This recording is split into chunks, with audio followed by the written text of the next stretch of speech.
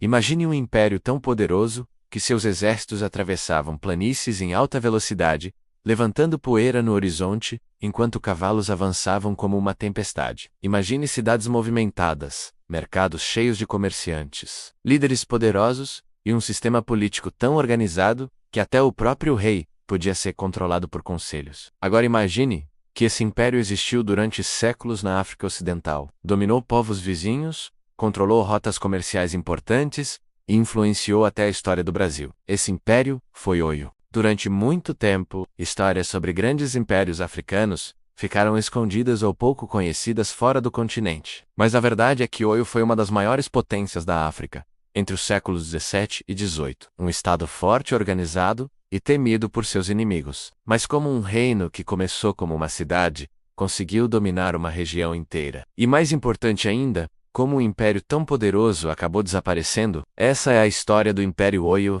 Para entender esse império, precisamos voltar vários séculos no tempo, até uma região de savana, no que hoje é o sudoeste da Nigéria. Ali vivia um povo conhecido como Yorubá. Esse povo tinha cidades organizadas, tradições fortes e uma rica cultura que incluía religião, comércio e política bem estruturada. Entre essas cidades surgiu uma que mudaria o destino da região: Oyo.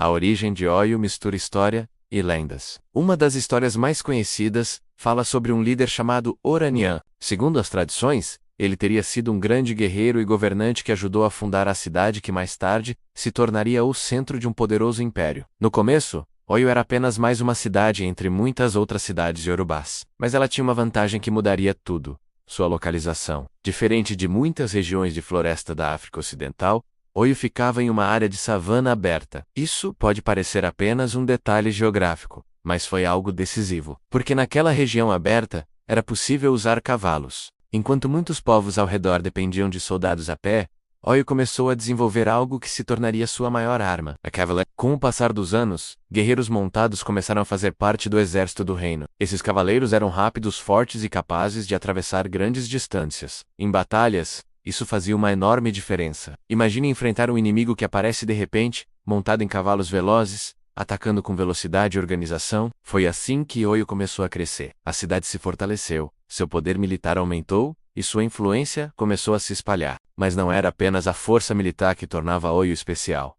O sistema político também era surpreendente. O governante supremo era chamado de Alafin de Oyo. Ele era o rei. Mas diferente de muitos reis da história, o Alafin não tinha poder absoluto. Existia um conselho muito poderoso chamado Oyo Meze. Esse conselho era formado por 7 líderes importantes. Eles tinham a função de aconselhar o rei, tomar decisões importantes e até controlar o poder real. Se um Alafin governasse mal, esse conselho poderia exigir que ele deixasse o trono. Isso mostra algo impressionante. Mesmo séculos atrás, Oyo já tinha um sistema político onde o poder era equilibrado. Além do conselho, havia também uma organização espiritual, chamada Ogboni. Esse grupo tinha grande influência religiosa e social. Eles ajudavam a garantir que as decisões do reino respeitassem as tradições e valores do povo. Assim, o poder em Oyo era dividido entre o rei, o conselho e as lideranças espirituais. Esse equilíbrio ajudou o império a crescer de forma estável por muitos anos. Enquanto a política mantinha o reino organizado,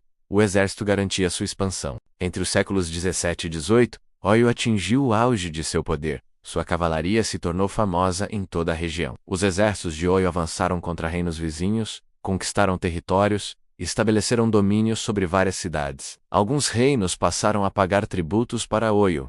Isso significava enviar riquezas, produtos ou recursos regularmente para o império. Entre os reinos que sentiram o poder de Oyo estava o reino de Daomé. Esse reino ficava mais próximo da costa e também era forte. Mesmo assim, Oyo conseguiu impor sua autoridade por um período. Mas o poder militar era apenas parte da história. O comércio também transformou Oyo em uma potência. O império ficava em uma posição estratégica entre o interior da África e a costa atlântica. Isso permitia que comerciantes atravessassem suas terras levando produtos de um lado para o outro. Mercadores transportavam tecidos, sal, metais, alimentos e outros bens valiosos. Oyo controlava muitas dessas rotas comerciais. E quem controla rotas comerciais, controla riqueza. Cidades dentro do império cresceram. Mercados ficaram cada vez maiores. Caravanas de comerciantes viajavam constantemente.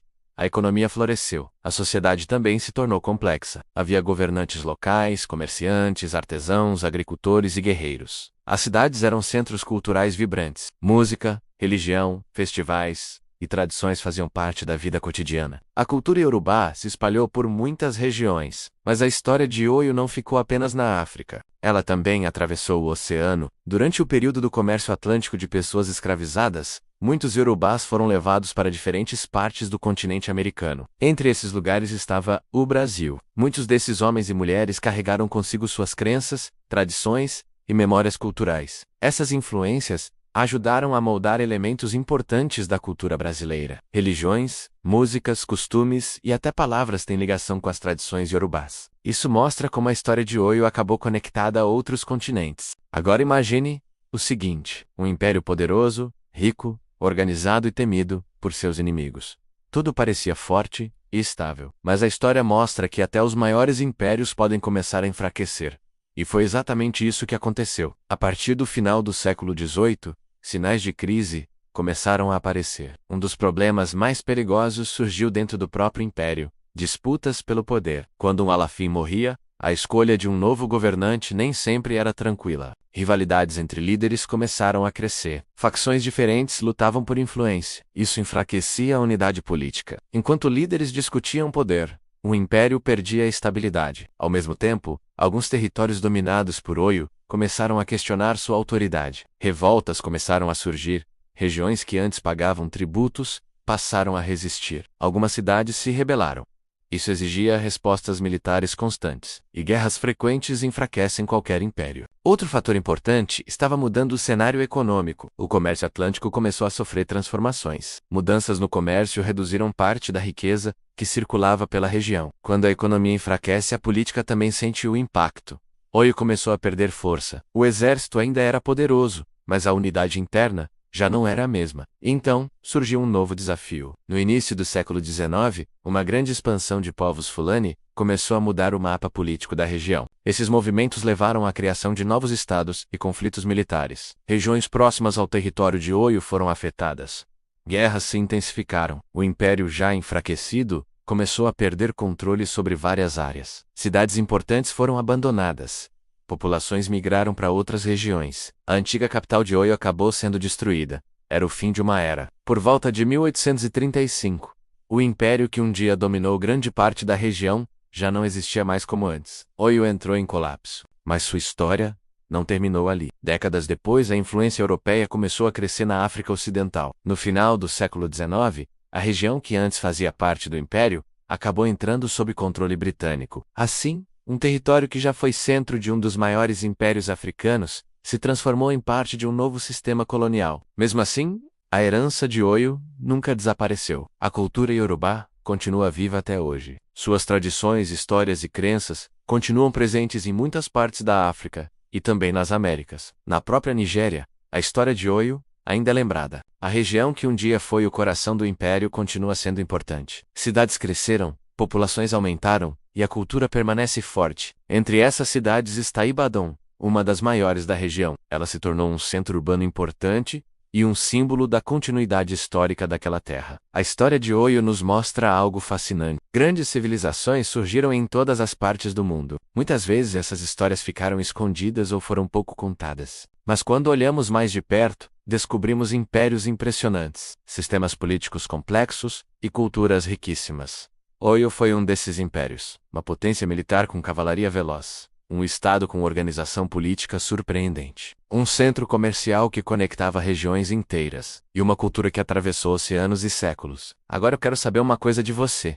Você já tinha ouvido falar do Império Oyo antes deste vídeo? Conta aqui nos comentários, porque sua resposta ajuda muito o canal a crescer. E se você gosta de descobrir histórias surpreendentes como essa, já deixa seu like. Isso ajuda o vídeo a alcançar mais pessoas. E claro, não esqueça de se inscrever no canal e ativar o sininho para receber notificação sempre que um novo vídeo for publicado. Aqui você sempre vai encontrar histórias incríveis, impérios esquecidos, curiosidades do passado e acontecimentos que mudaram o mundo. E no próximo vídeo vamos explorar outra história fascinante que também mudou o destino de milhões de pessoas. Uma história cheia de poder, conflitos e acontecimentos surpreendentes. Então, prepare-se, porque a próxima história pode mudar completamente a forma como você vê o passado. Nos vemos no próximo vídeo.